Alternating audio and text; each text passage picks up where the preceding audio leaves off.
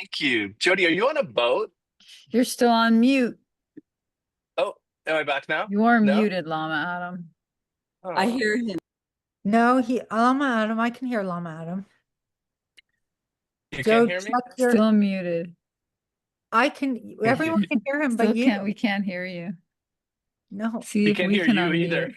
She Wait, can't hear you either, Wendy. Oh, she. Lisa, can everyone hear me? I can hear Yeah. Jody. You can't hear me? I can't hear anyone. Oh, Wait, could you guys hear me when I was speaking? We Yeah. can hear you, Okay, cool. but you can't hear us. That's right. Oh, I couldn't hear you. That's Can you so hear weird. Lama Okay. Adam now? Yeah, I can hear everyone now. Wow, that was weird. Okay. Cool. All right. So, Jody, are you on a boat? No, oh my God. Oh, Because sorry. there's like a little, Oh, yeah, a I'm little in bit a of this. I'm on the backyard swing because it's so comfortable. Oh, okay. I'm in the backyard. But I'll show you Oh, something you that's so cool. guys want to see. There's Kempo 10. He was here and he was writing Tibetan all over the posts. Wow. I've got Wendy's refuge name in Tibetan over there. Or is that my name? No, it's mine. It's Yangchen Lamo. Yeah, Wendy got her name written in Tibetan in the back. He was writing all over everywhere. Oh, that's cool. I'll try to stop swinging. Sorry about that. No. It was no problem. It's very soothing. That's why I was asking. Um, Cool. we've been having a saga of like AC problems here. So it's like 80 degrees here. So if anybody expected to see a robe on, I apologize. Like I'm just trying to get by. Got two fans trained on me. No, I accept you exactly how you are, Lama Adam. Good. Thank you. And I got to see fish last night. It was amazing. Still feeling a little tired today. It was a really good show. It's funny because I feel like I see my practice reflected in that, and I'm wondering if maybe other people have a similar experience, not necessarily with fish, but with anything. Like I listened back today to the recordings, and like there's nothing spectacular that I've heard in the audio recordings from last night, but I was just so ready to be present, and didn't have any expectations. I didn't care what I was going to hear. I was just happy to be there and I had the best time. It was like the best show I ever saw. And like if I were to go to listen back, people would be like, why, why was that show so great? It's like it really didn't have anything to do with the external environment. It had to do with my internal environment, and so I thought that was really neat. And there's a couple things I want to talk about today before we dive back into the Lojong slogans. So why don't we start with the refuge prayer and then we can do a little dialogue. So we'll say the refuge prayer once in English, once in Tibetan, and once more in English. Oh, Sangye. Oh, sorry, my bad. I take refuge in the Buddha, the Dharma, and the Sangha until I reach enlightenment. By the merit of accomplishing generosity and the other perfections, may I attain enlightenment for the benefit of all sentient beings. O Sangye Chidang Soki Chodnamla Jangchu Padu Dakni Kyapsuchi Daki Jinso Kipe Sunamki Drola Penchir Sangye Druparsho. I take refuge in the Buddha, the Dharma, and the Sangha until I reach enlightenment. By the merit of accomplishing generosity and the other perfections, may I attain enlightenment for the benefit of all sentient beings. And I'll say a short prayer of my own. O Paten Sawe Lama Rinpoche, Daki Jiwa Pede Den Jula, Pajen Jimbo Gone Jesu Usun Togi Mujup Sa Usun.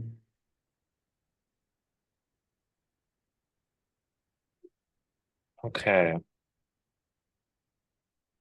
So I had a great conversation with Lama Mitchell maybe one Wednesday ago, two Wednesdays ago. But it was a really great conversation. We released it as an episode of the Lama to Boot podcast called Seeing the Dharma Through the Buddhism.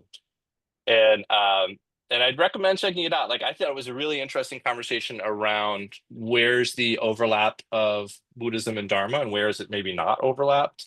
And also around like, how do we know that something aligns with the Dharma without having to just assume because it's Buddhist, it has to be Dharma. Because I think that can be a dangerous path too. So interesting conversation. And it got me, Lama Mitchell really like, it's funny how sometimes people say a thing and it just frames your whole practice up for another 6 months or something. And he was talking about beginner's mind, which is a concept in Zen Buddhism, like some of you may know Suzuki Roshi Sunyu. I don't know the middle name, but a great Zen teacher wrote beginner's what's the whole title? Somebody can put it in the chat. Something Mind, Beginner's Mind. Um, and great book. And he was talking about that approach of just accepting not knowing and not being sure. And I'd been thinking a lot about the life story of the Buddha and how that's put together and about the ways that we teach the life story of the Buddha. So I just want to start like, and just quick answers, like lightning round. I'm not looking for a right answer at all here, but I'm curious in particular, thinking about the time between when the Buddha was an ascetic and realized that path wasn't working and took the bowl of food from the girl. And then we're told, there's like some time, and then he sits under the Bodhi tree, he meditates and he becomes enlightened. And so that's it. Zen mind, beginner's mind. Thank you. So I'm kind of curious. I'd love to hear if anybody wants to share, like, first of all, before you even answer, take a minute and just think about if you can picture the Buddha or the soon to be Buddha in that time period. Connect with like that Shakyamuni, the one that had just failed twice at two very extreme high investment paths.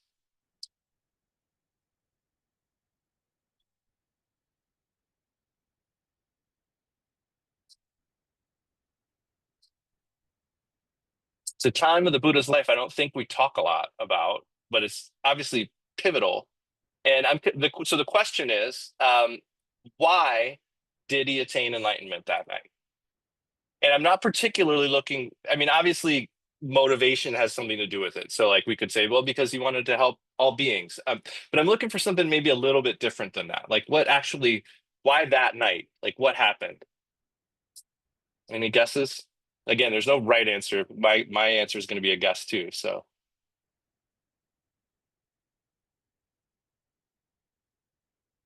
yes, Jared.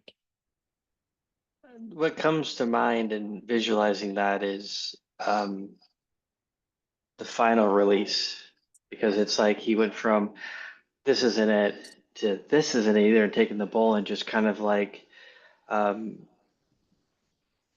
just doing something like just letting everything else go, just like, okay, that wasn't it either, so let me just sit here and let both of these things or these concepts go too. So it's just like, okay, starving myself isn't working, but also this isn't working. What is it? And it's just like taking the bullet, I've got to take care of myself. And so it's like, oh, that's not either. So it's one of those almost indescribable points, but it's just like that. The only thing I can think of it is that genuine letting go. And then he attained it, and it's just like, then that's when things started to um, change. And yeah, but that's the best guess I have. Yeah, I like that. Yeah, thank you. Does anybody else want to share one? You can agree too. It doesn't have to be a brand new one. Well, I agree with Jared, and I also think just like a lightning bolt of complete and pure clarity that he just, I don't know, just all of a sudden everything just made sense. Everything just became clear.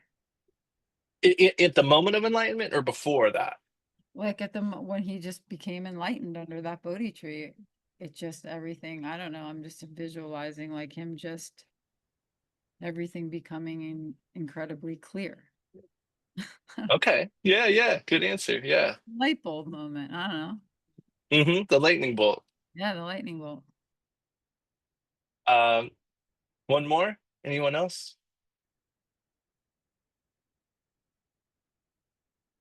Okay, well, I would definitely encourage you to think about that. I think that's a really crucial time, like right before he sat down for that last time as an unenlightened being. Like what was going on? And part of what I was thinking about here that the context of beginner's mind augmented for me was I'd been thinking a lot about, did I mention last time like this idea of like changing the two phases of the Buddha's life story around just to see what that does as a thought experiment?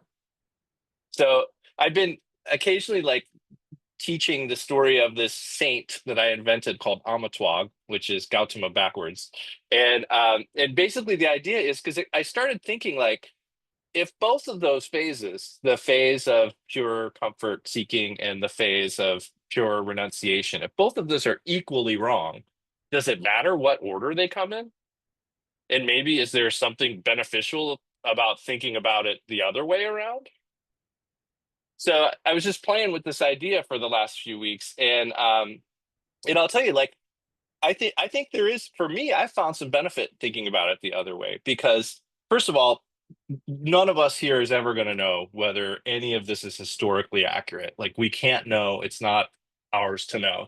But but like we've talked about, I think maybe in previous sessions, like a lot about Buddhism is not about like is this true? It's about what does this reveal? Like what does this teaching or this idea reveal in my own experience or about my own practice? And that's a more important question, I think, than is this real or did this really happen? And the parable of the life story of the Buddha is incredibly powerful. And and we start classically with this story of him in the castle, living in luxury. And I know, like when I learned to teach this, I learned, one of the things we can say, because there's sometimes a disconnect, like how are we today in America like a prince in India 2,500 years ago? And we're taught, that you can say, well, like today, relatively speaking, we have a whole lot more affluence than a lot of other people in the world, and we're a whole lot more advanced. And so, relatively speaking, we are kind of like the royalty, whether it's in the world as our place in the world or even our place in history. And I think there's something to that. But at the same time, suffering is also relative. And there's all kinds of ways that we have to suffer now that were never around before. And we're learning about all the ways other people are suffering and seeing them sometimes very rapidly. Like there's all these new ways to suffer too. Um, so I think one of the first things I thought about in flipping the story around is we're also in a culture that's very success oriented, very goal oriented. And so I think sometimes when we come to this idea of enlightenment for the first time in our Western context, many of us coming from some kind of Abrahamic tradition, I think we maybe see it as like an easy out, like, oh, there's a thing where I'll just be happy forever. Yes, I want that. Let's do that. And there's a lot that we could talk about there too. I think it's one of the reasons why we talk about remaining, like bodhisattvas remain, so there's always this active interplay between like the goal and the path. But if we come at this with a real ambition for the final result, and we come into it with a sense of wanting to achieve and do well and succeed, discipline is already like a real deep habit for a lot of us. And it doesn't necessarily, and I want you to consider this in your own personal case, because we may not like think we're doing all kinds of disciplined things all the time. But I know for me, like my inner monologue is totally a disciplinarian. And I may not do the things that disciplinarian is telling me, but I'm hearing about it all the time. And that's like a regular force in my internal weather system is this like critic. So there's already a lot of discipline built into a lot of us. So if we come from in the telling of the story from luxury to discipline, and then we give up both, then I think there's a sense that like, oh, well, we can add back in a little bit of comfort, right? Because comfort is what we left to go to the discipline. And so let's add a little bit of that comfort back in. That's not really what we're talking about. It's the middle way. But I think it can land that way sometimes. And I think if we think of it maybe the other way around, again, just as a thought experiment, if we start with a child who was born to a family of ascetics and lived in the woods, eating very little, practicing, hardcore renunciate practice the whole time he's growing up. Why? Because they want to find some sort of lasting happiness. They want to find some kind of durable happiness that is unshakable, no matter what's going on in the world. But at some point in his young adulthood, he realizes that doesn't work. And so he leaves this family of ascetics and goes off to the city to take up the opposite practice, which is responding to every impulse for comfort that he can possibly respond to. So the least bit hungry, he gets the snack. The least bit sleepy, he takes a nap. The least bit uncomfortable, he shifts position. It's like the opposite practice of comfort seeking. But that doesn't work either.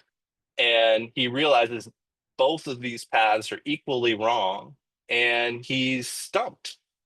He's just lost. Like that would be my answer to like what was the Buddha before that sitting down for enlightenment was somebody who had not given up, but had no idea how to accomplish what he wanted to accomplish because he had tried the two things he was so sure about, and he tried them wholeheartedly, and it didn't play out. So I think the Buddha that sat down under that tree was like beginner's mind Buddha. You know, we get these two phases of extreme practice, both intended to lead for happiness or lead to happiness that lasts happily ever after. And they were practices in both cases built on certainty. Like, I'm sure of this. This is what I'm going to do. It's the kind of thing where like you just have a rule, and whatever information, whatever data comes in, you just apply the rule. If it's renunciation, whatever data comes in, you let it go.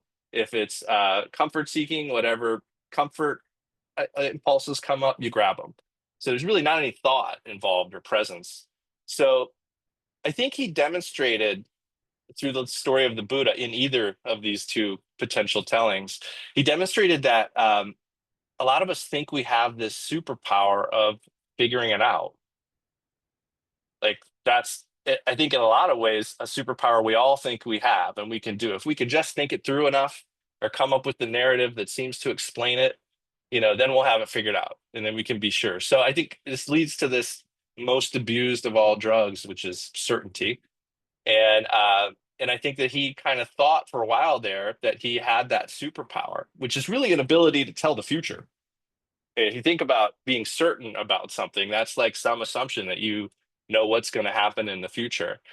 But I don't think we do have superpowers, but I don't think that's it.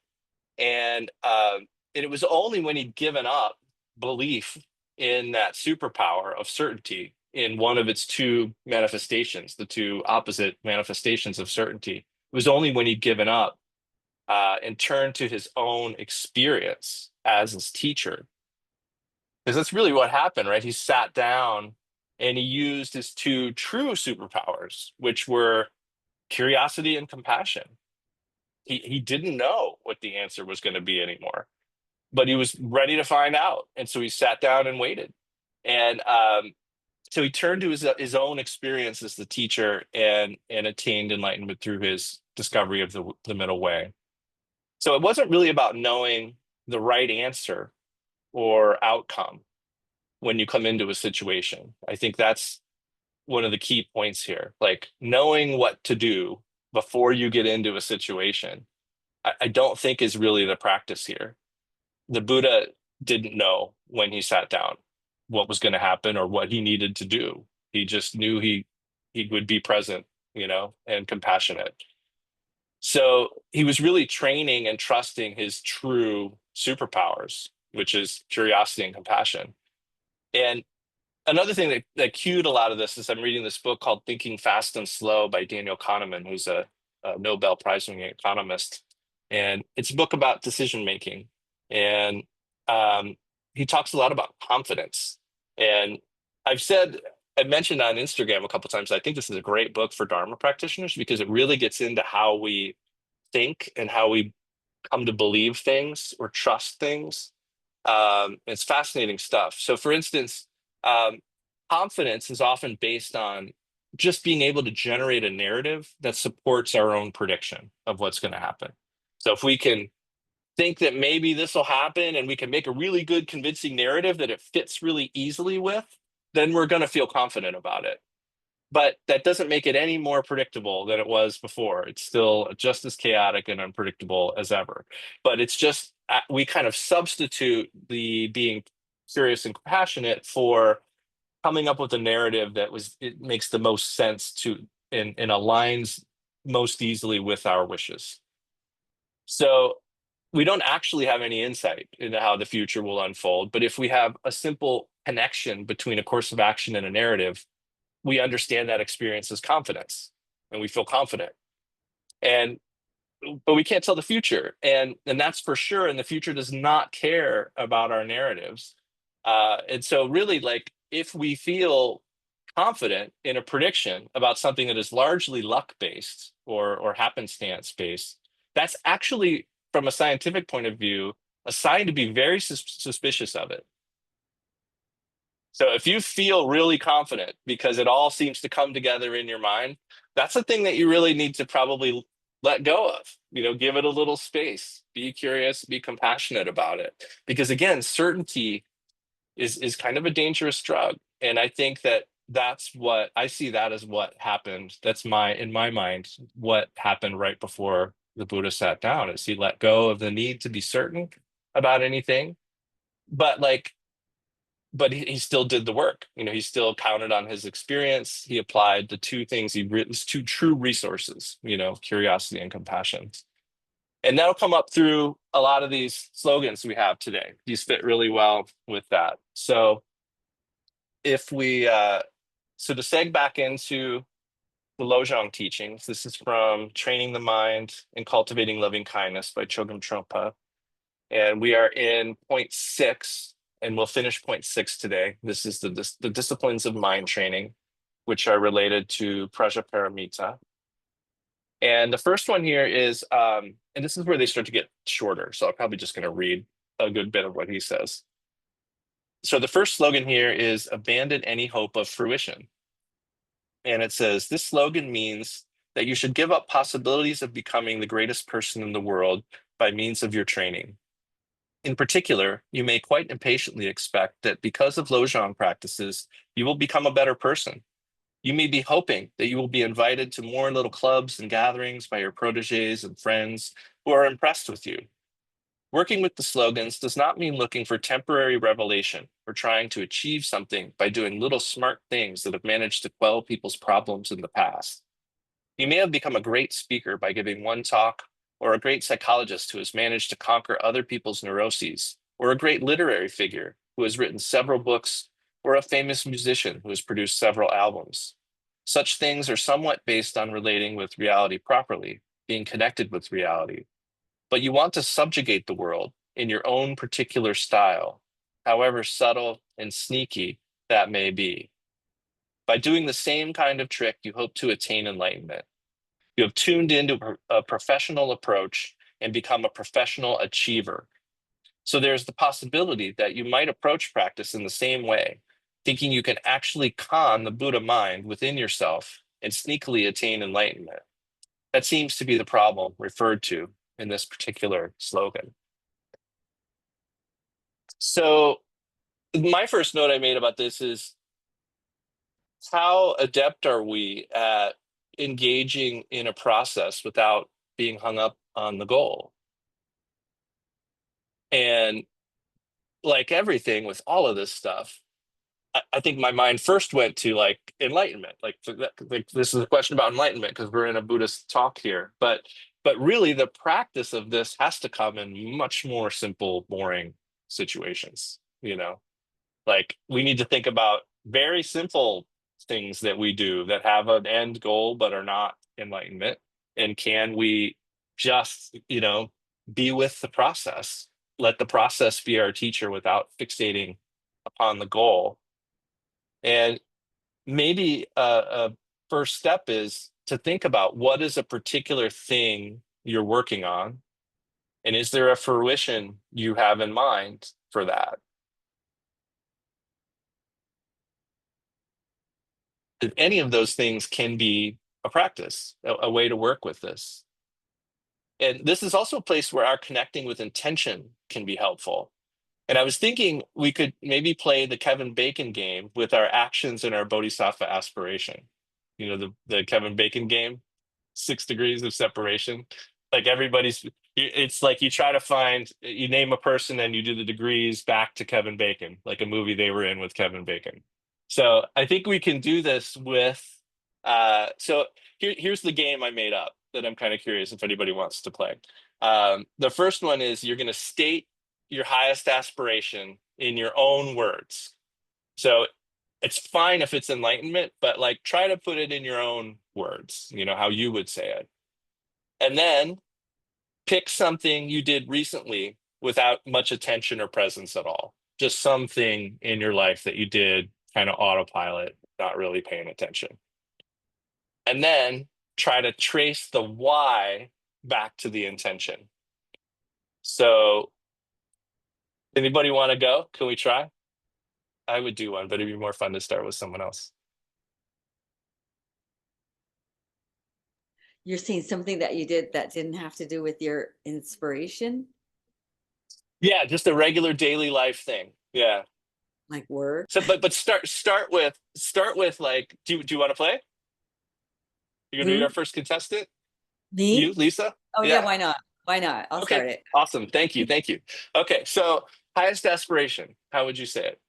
Oh, to become a bodhisattva? Okay. What does that mean?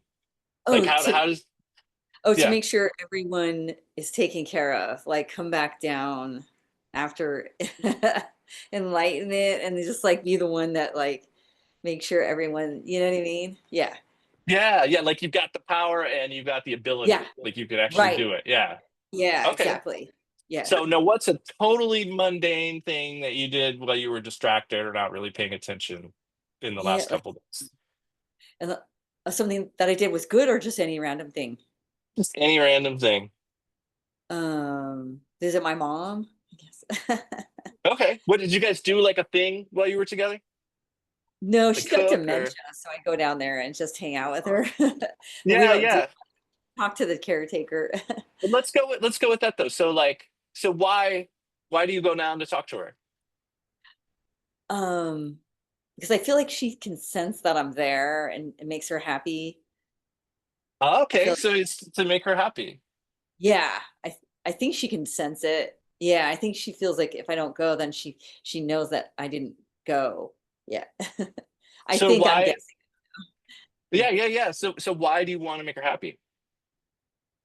Because she was such a great person. Yeah. Yeah, she was an And like amazing. and Yeah. oh, sorry, I didn't mean to cut you off.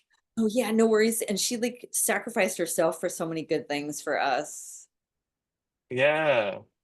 Okay. And why is it important so we're trying to follow back to your intention. Oh, So like why okay. is it important? No, it's okay. This is fun because it's the degrees. So like I guess like the next why would be like why do we want to take care of people who are such good people? Good point. Oh, that's a really good point.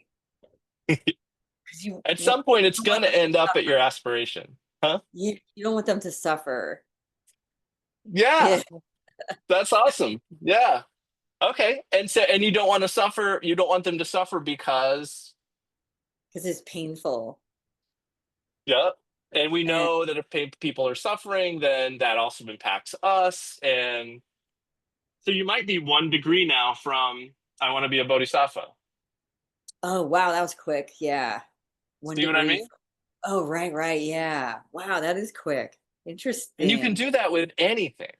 So You that's kind of the can. game here, especially if it's thing that we're doing that we're like, oh, why am I doing this again? That I'll be honest, I'm getting this. This is a form of something I got from Richie Davidson, who's the head of Center for Healthy Minds at University of Wisconsin, does a lot of work with Yonggi Mingyur Rinpoche. And um, he does this with cat litter, emptying the litter box, and he says like, why do you empty the litter box? And it's like such a simple question, but it's like, oh well, because I want, it's because it stinks, it's a litter box. Like, okay, well, why do you not want it to stink? And it's like, well, because I want it to be a nice house for my family, right?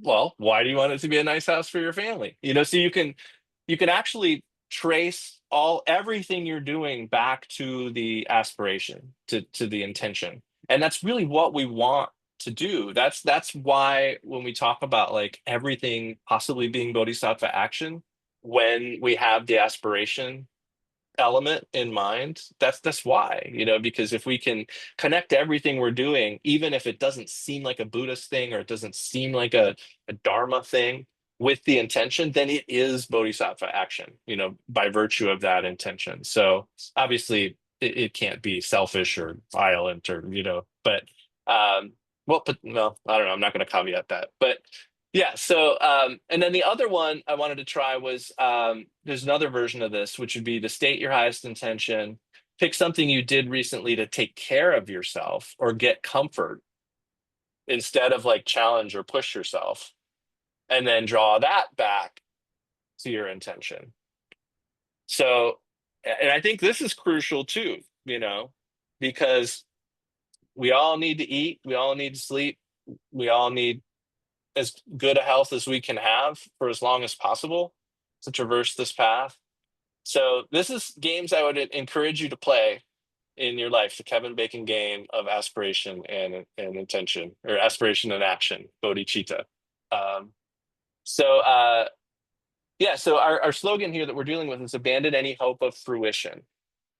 But we can still connect each thing we're doing to our intention.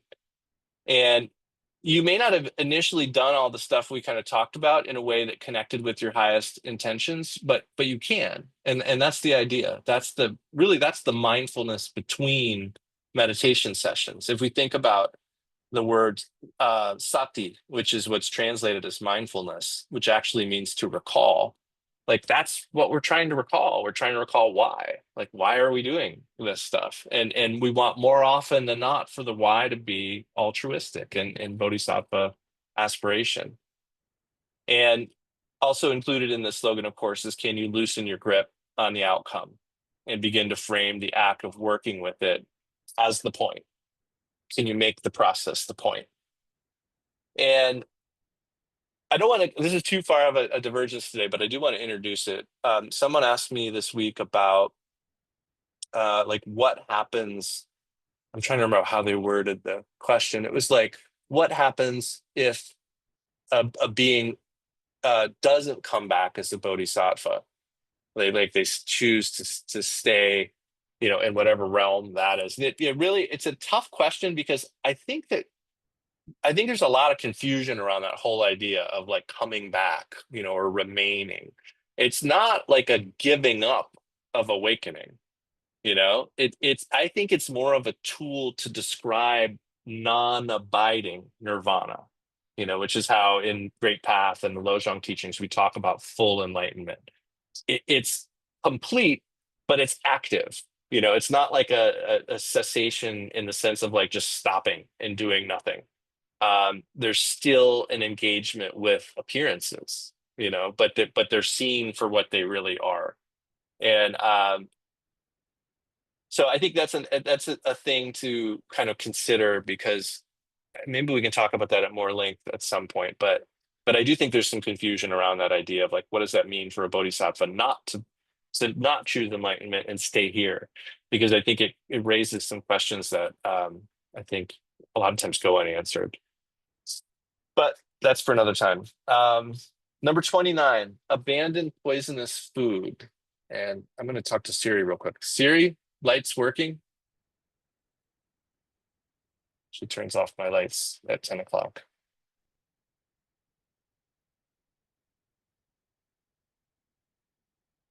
I have to do it the old-fashioned way on my phone. Okay. Number 29, abandon poisonous food. If the practice of egolessness begins to become just another way of building up your ego, building your ego by giving up your ego, it is like eating poisonous food. It will not take effect. In fact, rather than providing an eternally awakened state of mind, it will provide you with death because you are holding on to your ego. So if your reason for sitting or doing post-meditation practice or any other kind is self-improvement, it is like eating poisonous food. If I sit properly with the greatest discipline and exertion, then I will become the best meditator of all.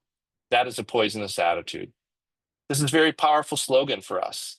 It means that whatever we do with our practice, if that practice is connected with our personal achievement, which is called spiritual materialism, or the individual glory that we are in the right and others are wrong, and we would like to conquer their wrongness or evil because we are on the side of God and so forth, that kind of bullshit or cow dung is regarded as eating poisonous food.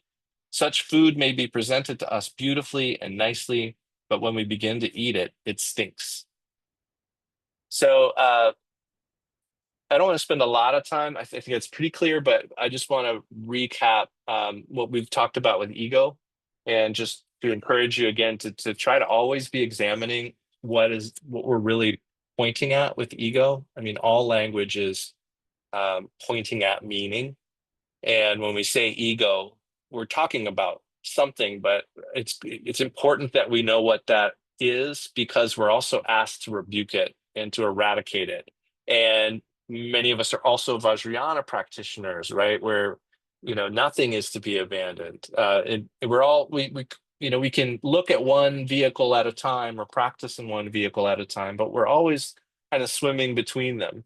So I think it's really important when we talk about ego to clarify that that is what resists the ultimate truth, the way things really are. So the non-dual nature that we talk about with ultimate truth, the kind of force that resists that momentum towards ignorance, is one way we could talk about ego. And I'm clarifying a little bit here because I don't want you to think it's your self-awareness. It's your awareness of when you maybe get distracted, or your awareness of when you wish you didn't have to do your practice because you want to sleep. Like, I don't think that's ego, although I think ego could drive that, but your self-awareness of your own situation is valuable stuff, and you don't want to demonize that. So when we talk about ego, it's really it's anything that's taking us away from insight into the non-dual nature of things, which also means seeing things in appearances as dual. It's never going to be and that's another way to talk about bodhisattvas, coming back, right? Like they wouldn't be able to come back if there wasn't like stuff to do with beings. That's like the clarity side of things, where we might think about like enlightenment with not coming back as like the emptiness side of things. So so the ego thing, I think, is an important point to just be clear on what that means, and to be extra careful not to demonize your awareness of yourself. That's actually a better place for compassion. So number 30, don't be so predictable. The literal translation of this slogan is don't be consistent, but it is more like don't be so kind and faithful, so guileless. That is to say, an ordinary person or man of the world would have some understanding about his relationship with his enemies and his friends, and how much debt he owes people. It is all very predictable. Similarly, when somebody inflicts pain on you, you keep that for long-term storage, long-term discussion, long-term resentment. You would eventually like to strike back at him, not forgetting his insult in 10 or even 20 years. The point is that you should not always remember someone's bad dealings with you. This slogan is somewhat confusing, but the point is to give up altogether your long memory of antagonism. Usually everything we do is predictable. When we have something good happen, for instance, when someone brings us a bottle of champagne, we are always trying to repay that kindness with something else, like inviting them for dinner or saying nice things. And how we relate when something bad happens is the same. We are usually predictable in how we do that as well. Slowly we build up society out of that. When somebody is about to inflict pain on us, we usually wait until they actually strike us and are unkind to us. We wait for that person to begin to write bad articles about us. Then we have made an enemy out of somebody. That is not the proper approach. The proper approach is to make friends immediately rather than waiting for something to strike. Instead of waiting until a person commits a sin or acknowledges his aggression towards you, you communicate immediately and directly. So you are communicating directly rather than waiting for strategy. This is precisely what the commentary says, and that is what we are trying to practice at this point. And this cued for me, there's a saying in improv comedy, top of your intelligence, which is really just about like not thinking ahead too much. Because if we kind of play, so if people don't know, improv comedy, you're just making up scenes. And a lot of times it's not jokey. That's kind of the first thing you learn, is it's not like you're making up these jokes and that's what's funny. What's funny is you're improvising, and the best improvisers are real. Like their responses are real, and the biggest laughs come from just things that are like genuine responses to weird things. And it's a great practice. Like there's another great practice. If anybody wants to dive into improv comedy, it is fantastic to get to know how your mind works and where you tend to cling to things or where your fears are. And but top of your intelligence is just being like living on the dot. You're totally in the moment, and whatever data comes your way, you're going to process it. You're not like laden down with all of your expectations and a long history of everything that happened every other time you were in this situation or with that person. You've left all of that behind, and you're just playing purely. You don't need to carry stuff because your intelligence is here, and that's kind of, I think, the idea of top of your intelligence and don't be so predictable. And there's another one coming up here. A lot of these are very related. So that's all I'll say about that one. Then we come to number 31, don't malign others. You would like to put people in the wrong, saying disparaging things. However pleasantly coated with sugar and ice cream, underneath you are trying to put people down, trying to get revenge. Disparaging people is based on showing off your own virtue. You think that your virtues can only show because other people's are lessened, because they are less virtuous than you are. This applies to both education and practice. You might have better training in the Dharma and say, somebody's attention span in this shamatha practice is shorter than mine, therefore I am better. Or somebody knows fewer terms than I do. Fundamentally, these are all ways of saying that other person is stupid and I am better than he is. I think the slogan is very straightforward, he says. And my only note on this one is to just kind of highlight how competition can creep into Dharma centers in numerous ways. But the one I'll highlight, because it's my weak spot, is just becoming critical of others doing a ritual in a way that I don't think is right. Especially like if you're all doing practice in the same room and you may see somebody do a thing and you're like, oh, my teacher said you don't do it that way. I think ritual is always for us and not to be turned at other people. Like when we do ritual, it's like kind of like a mirror for our kleshas, like a klesha mirror.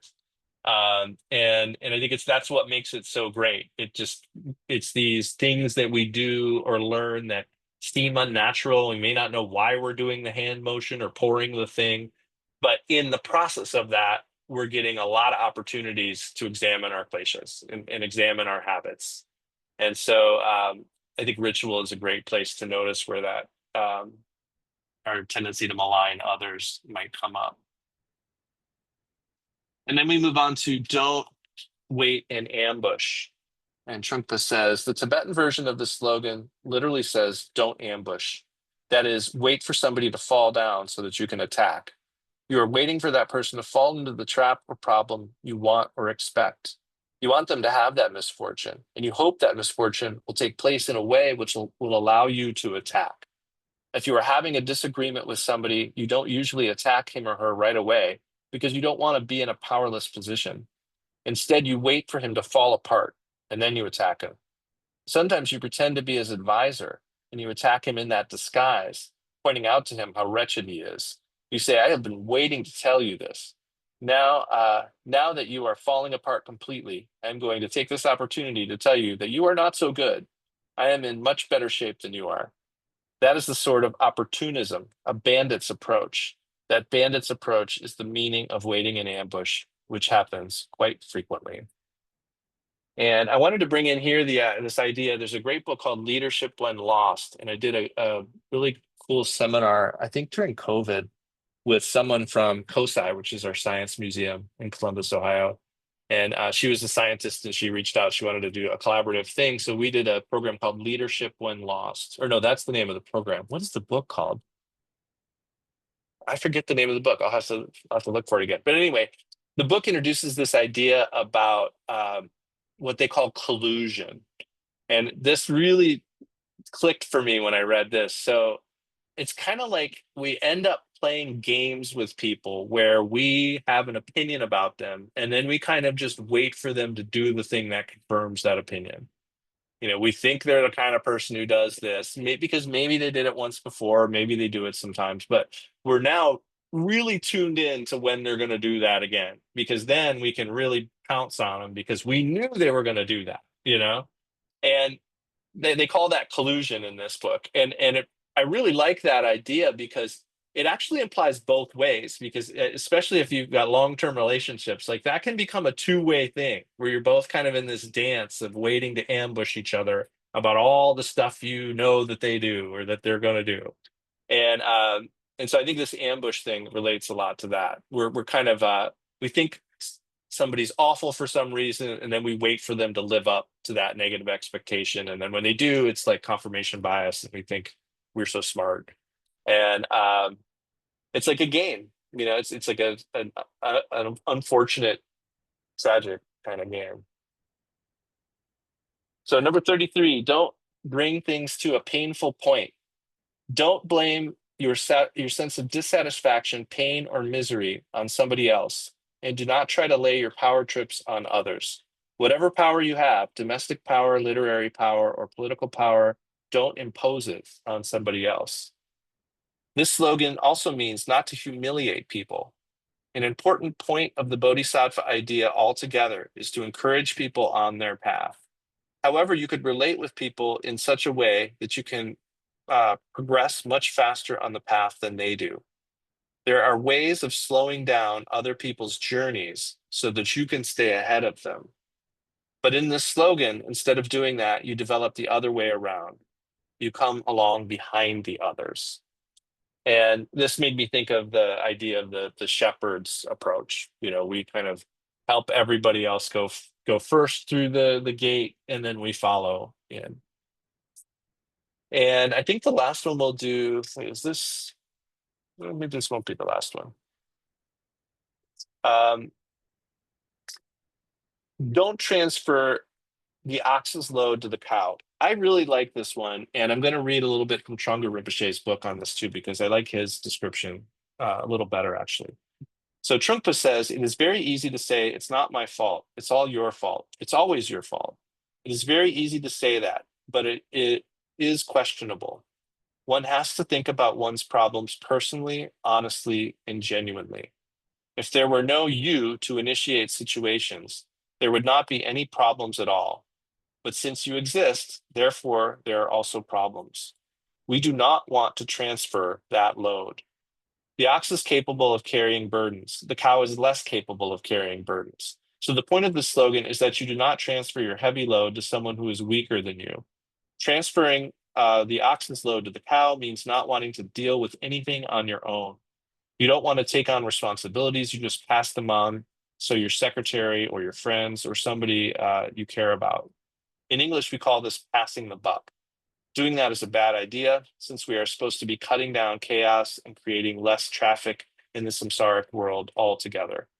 We are supposed to be cutting down on administrative problems and trying to sort things out. We could invite other people to be our helpers, but we cannot pass the buck to them. So don't transfer the ox's load to the cow. And I think this one seems pretty clear, but I want to read you to Chogyam Rinpoche's, because it has a little different flavor that really struck me. His translation says, don't shift the Zo's load to the ox, DZO. So now we're not ox and cow, we're Zo and ox. And he says this slogan uses a metaphor. And because the author lived in Tibet, it is a Tibetan metaphor from his own time.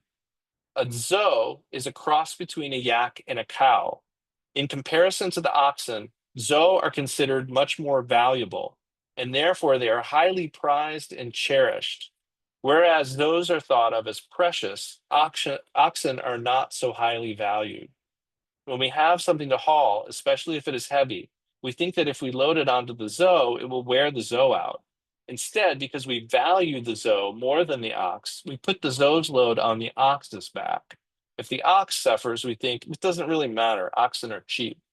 But because the zo is valuable, we cherish it and won't hear of it feeling pain. Cherishing the zo is a metaphor for cherishing ourselves, and not valuing the oxen is a metaphor for not cherishing others. So I feel like there's a little different shade of meaning there that struck me and like helped me see a bad habit in me that I hadn't really noticed before. Like, part of why I'm passing this off is not just laziness, it's also like a sense of like well, they can handle it. Like my work's a little too important to do that right now. So I want to include that because I think both of those can have slightly different impacts. And we only have a couple more in this section, but we can hit them next time. I'd rather leave some time for any discussion, if there is any. Anybody heard of a zoo before? Is that a first?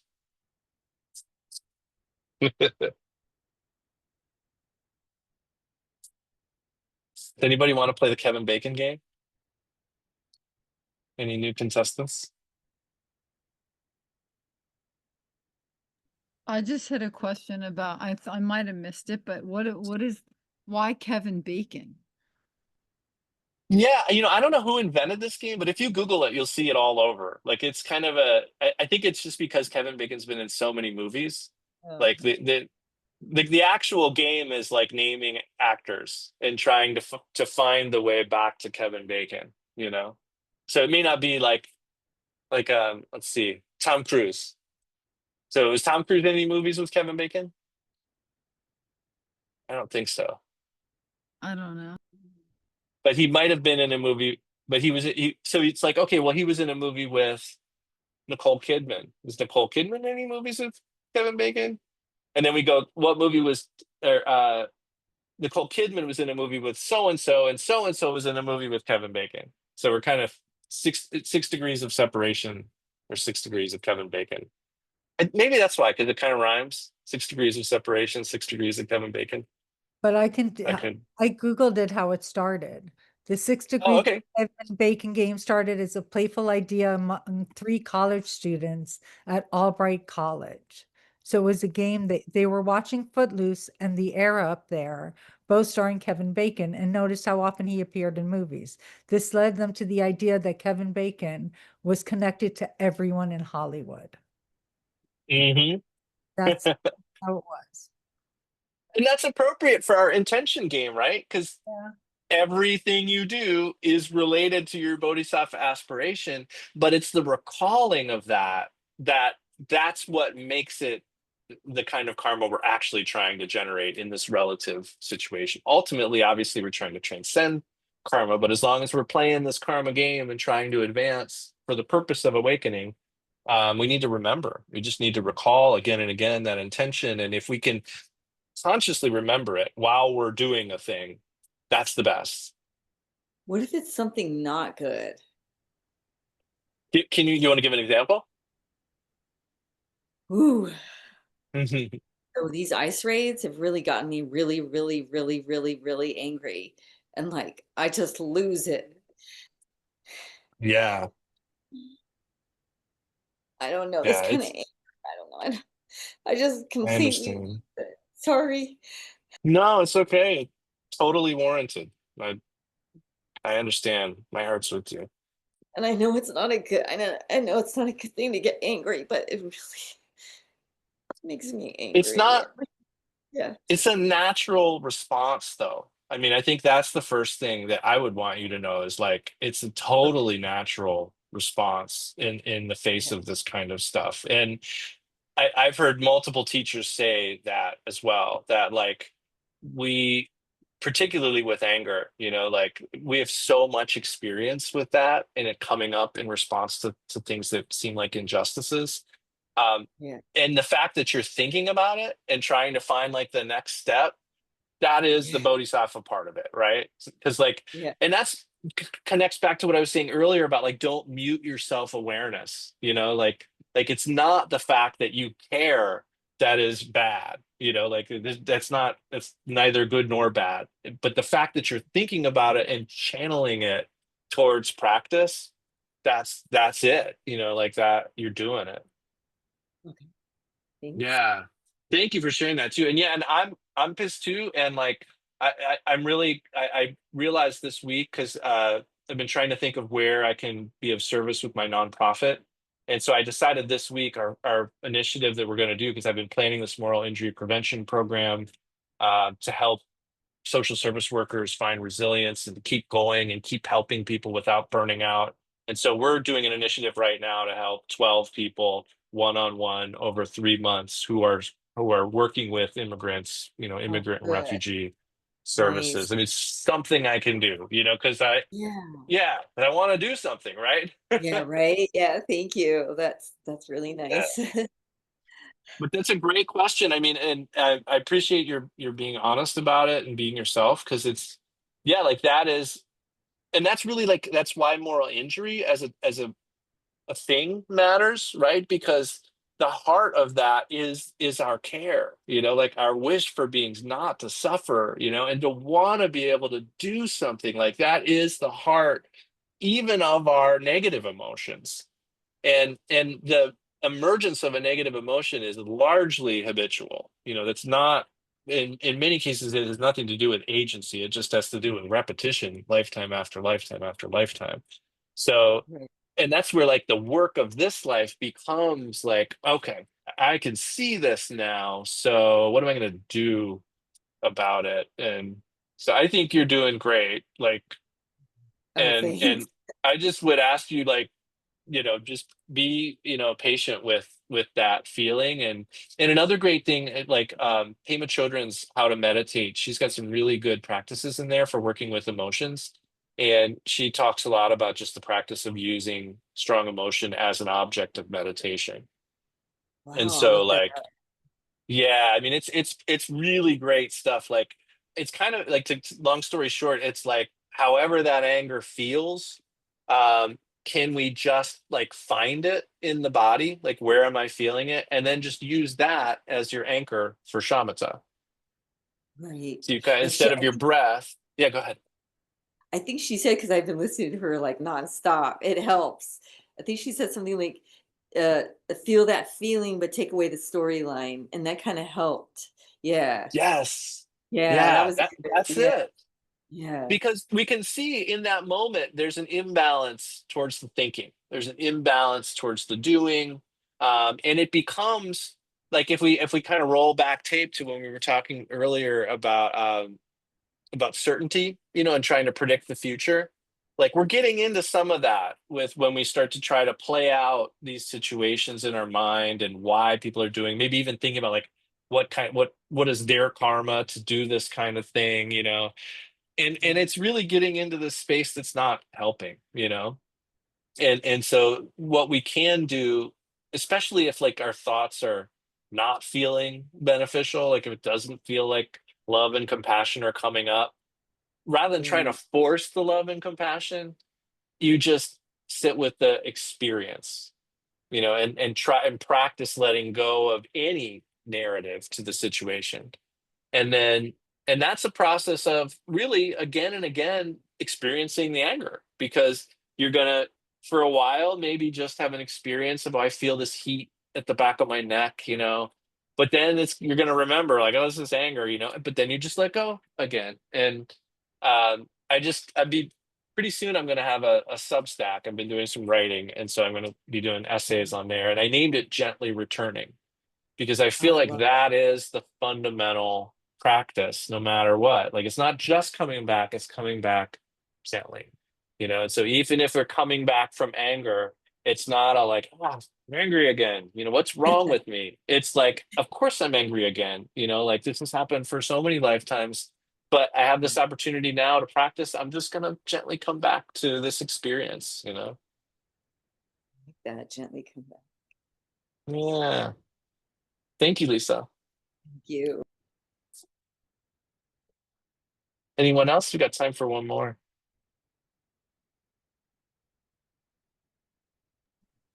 Well, I don't know if this would be it, but I know the only thing I can relate to here is when I try to, because I have a lot of anxiety, especially with what's going on these days too.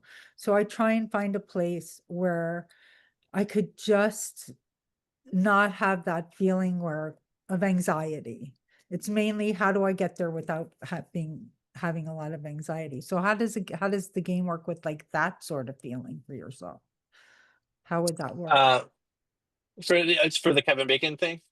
No, yeah, well, when you said that, Or for the emotions thing? yeah, the emotions thing, how do you find your way back to, or kind of Kevin Bacon, but with emotions? So like Lisa's is very, um, it's wonderful. She wants to be a bodhisattva. And my first reaction to your question was, I just really want to have a day where I don't have that feeling of anxiety, because every day I feel that every day. Mm-hmm. So how do you bring that back in that game?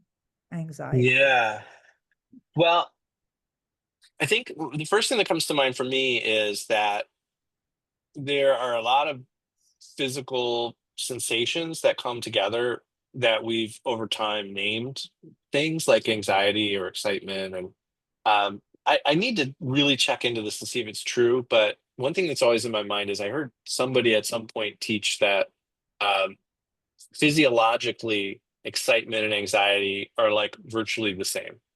So, like, what's happening in the body when you're really excited about something is pretty much the same thing that's happening when it's anxiety, but the context makes us label it a certain thing. And so, I think that goes to show, and I mean, we can, whether we can prove that with research or not right now, I think Yeah. we all kind of know the feelings of excitement and anxiety and kind of see experientially how there's some truth to that. And I think the idea of this practice with the emotions, in a way, it's a very high level practice, but it's also incredibly accessible. Is to just let go of that label, because when we call something anxiety or we call something anger, like that is really naming a physical situation um, that we then put a bunch of concepts and stories on top of. So like we all, and I've got anxiety stuff too, and it's like that there's a whole story around that. And so I think the practice is to try to just come back to the felt experience of it and to let go of the story. So in a way, it's opening up to it. I mean, you could almost say that in a way, it's like opening up to allow yourself to feel whatever it is you're feeling without the resistance. But Yeah. that has to be managed carefully. You know what I mean? Like that's why like it's probably been a while since we've done the window of tolerance thing in here, but if you can kind of keep track of like if you're between a 1 and a 10, 1 being totally spaced out and 10 being hyper focused, and kind of notice where you're at. And if you feel you're getting to like a 1 or a 2 or a 9 or a 10, it's probably time to stop that practice and do something else. Um, but it's totally worth trying. It is really, really hard. I mean, I'm telling you, I'm not trying to discourage you from doing it at all. I would totally encourage everybody to try this, but be aware if you've gained some facility with breath awareness, this is a lot harder target. You're going to be doing a lot more coming back gently, hopefully. But it is a practice and you're doing a thing. And so in the moment of whether it's anxiety or anger, in either case, you're doing a thing where you are like letting go of that narrative and you're just returning to the experience, and that itself is a meditation. That is a practice of both curiosity because you're looking for the sensation, you're finding it, and compassion because you're allowing it to be and trying to let go of the resistance to it. So you're actually, I think the idea is you're kind of replacing the planning or the narrative telling or the arguing or the judging with the practice. So what was sort of a machine for anxiety or anger then becomes a machine for curiosity and compassion. Well, that makes a lot of sense, actually. Thank Yeah. you. That's You're good. welcome. Yeah. Mm. It's in a lot of ways that's the heart of the whole thing. Like that section of Pema Chodron's book, which is my go-to, like by the way, if anybody's looking for like a what do you give people when they want to learn to meditate, her how to meditate. And I think the subtitle is like making friends with your mind or something. It's a great starter book for people. But Mitchell and I both, when we went through that book with Columbus KTC, we did a book study on that. And we both said, like, I think this was like what the whole 3-year retreat was. We just didn't get it until she put it that way. Like the whole retreat was like this idea of like not letting go of anything, including the negative emotions, but using them, using them as the raft across the river to the other shore. Yeah, that makes sense. I like that. I'll try that. Good, good. Thank you. Well, I want to share July 22nd, Thursday, July 22nd. It's at I think it would be 9 a.m. for you all out in LA, but I'll put in the chat. I'm doing a talk for the Cheetah House organization, which I probably mentioned before. I think they're a fantastic organization, the only nonprofit I know of that exists to help meditators in distress, people who have had adverse effects of meditation and major challenges, many of those people because of them. And I've become a part of their community and have really appreciated getting to know them and working with them and their whole approach. And I'm giving a talk. They have a series called Letters to My Former Self. So this will be it's probably the most personal talk I've ever given about some of the things that happened to me in retreat and after retreat. And I'm not going to dwell a lot on the negative. It's more about like what do I wish I knew then. But I would encourage you to check it out because it's a great organization to know and great organization to support. And this will be a unique kind of talk for me to do as well. So that's July 22nd. And and I have I'm releasing videos on my website in the members area too. So I'm doing teachings in there monthly as well as other events. Next month we'll do our first Dharma Death Match in September. Dharma Death Match is where we take two ideas that seem like they're in conflict, we let them battle out, and we find the middle way. So we'll start that in September. So I can tell you about it next month. But I'll share a screen here and we'll do a dedication. I really appreciate getting this to talk with you all tonight. Is such a nice highlight after I forgot it was hot in here. It was that good. So all right, there'll be two verses here. By this merit, may all beings obtain the omniscience of Buddhahood and defeat our common enemy, wrongdoing. From the stormy waves of birth, old age, sickness, and death, may we free all beings. The courageous Manjushri, who knows everything as it is, Samantabhadra. I didn't share my screen, did I? Nobody can see this, can they? Sorry. You get a twofer. If you already did the first one and you knew it, you get double merit. Okay, here we go. By this merit, may all beings obtain the omniscience of Buddhahood and defeat our common enemy, wrongdoing. From the stormy waves of birth, old age, sickness, and death, may we free all beings. The courageous Manjushri, who knows everything as it is, Samantabhadra, who also knows in the same way, and all the bodhisattvas, that I may follow in their path and completely dedicate all this virtue.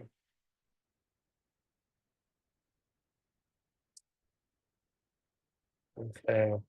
Lama, Thank you. Thank you. question. Yeah. So the talk that you're gonna do, if I register